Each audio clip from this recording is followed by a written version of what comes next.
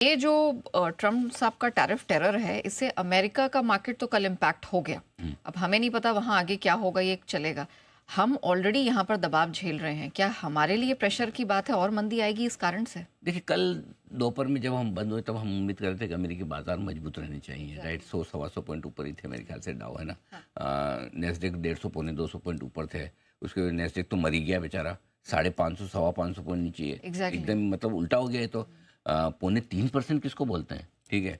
तो कुल मिला के ये कि अब सिर्फ दुनिया भर के देश वही परेशान नहीं है ट्रम्प साहब से, ये टेरिफ कर रहे हैं। यूएस के मार्केट, अब अमेरिका भी परेशान हो रहा है।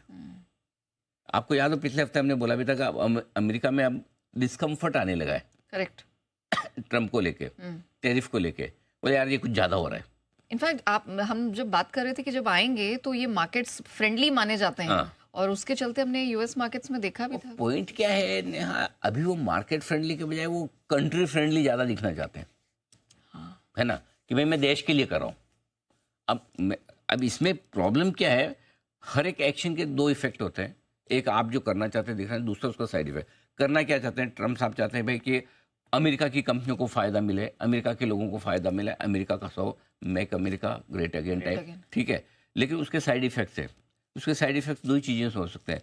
या तो ये कि अगर जो चीज़ आप इम्पोर्ट को कौन सी चीज़ करते हो जो आप देश में या तो बना नहीं सकते, या देश में बनाओगे तो महंगी पड़ेगी। भाई दो ही चीज़ है ना, इंपोर्ट करेंगे तो क्यों करोगे? अगर हमारे देश में इतना सोना निकल रहा है तो हम एक्सपोर्ट करेंगे, इंपोर्ट क्यों करेंगे? हम बाहर से क्यों मंगाते, क्योंकि हमारे यहाँ नहीं है, राइट। सो सिंपल सी चीज़ है। सो ऐसे में अगर आप नहीं बना सकते हो और इंपोर्ट महंगा कर दोगे तो आपकी महंगाई बढ़ेगी, महंगा इंपोर्ट लेना पड़ेगा, करेक्ट। तो अब या फिर आप बना नहीं पाओगे तो आपके लिए मामला ढीला हो जाए। तो अब जो इकोनॉमी में या तो धीमापन आएगा या महंगाई बढ़ेगी। ये दो साइड इफेक्ट को लेके अमेरिका की चिंता हो रही है। आपने जीडीपी ग्रोथ के आंकड़े भी थोड़े से ठंडे होते हुए देखे, करेक्ट। अभी जो इकोनॉमी के डेटा आ रहे हैं अमेरिका में, हल्के हल्के ठंडे होने के संकेत आ रहे हैं। शुरुआती है, बहुत ज़्यादा अभी तक रुझान नहीं, बट हाँ शुरुआती ऐसे डेटा दिख रहे हैं।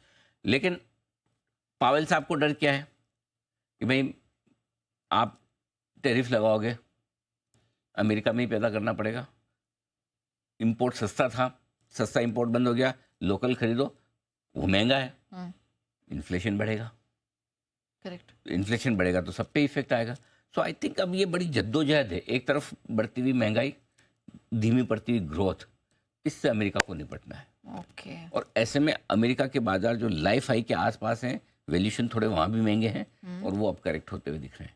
तो अब अमेरिका में दो कैंप बड़े स्ट्रॉन्ग हैं।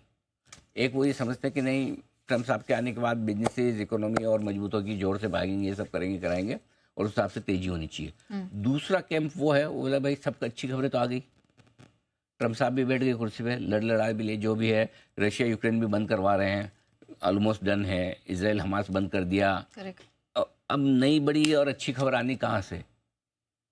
क्या बड़ा ऐसा बचा है जिसकी वजह से अमेरिका में खरीदारी करें? वैल्यूएशन भी सस्ते नहीं, ज़्यादा से ज़्यादा इकोनॉमी की ग्रोथ मजबूत हो जाए जो तो दिख नहीं रहा, ज़्यादा से ज़्यादा इन्फ्लेशन नीचे आ जाए जिससे ब्याज दर वो तो दिख नहीं रहा। तो अमेरिका में वो कैंप भी अब स्ट्रॉन्ग हो रहा है जो कह रहे हैं कि भाई तेजी की बात क्यों कर रहे हो, अब तो प्रॉफिट बुकिंग करने का है, बेचने का है। तो अब अगला अगर हमारे यहाँ कुछ नेगेटिव हुआ तो अमेरिका की वजह, हम अपनी वजह से अभी तक जो हम गट रहे थे, हमारी बड़ी वजह हमारी एफआईज की सेलिंग रही, ठीक है, कारण जो भी रहे हों, जिसके मल्टीपल कारण होंगे।